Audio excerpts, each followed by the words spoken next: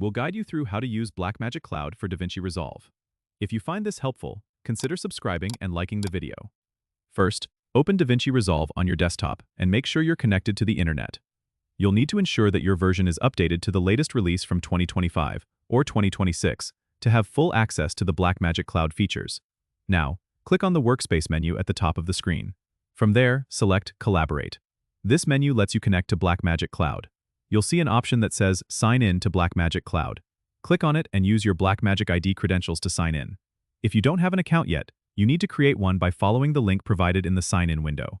Once you're signed in, go back to the Collaborate menu and select New Project. Here, you can choose to create a cloud-based project.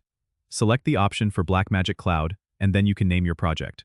You'll notice that your project now has cloud icons indicating it's stored on the cloud.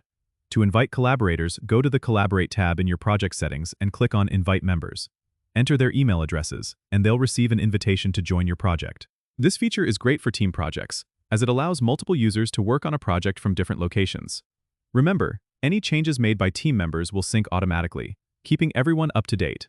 Also, take note of the cloud storage limits and manage your files accordingly to ensure you have enough space.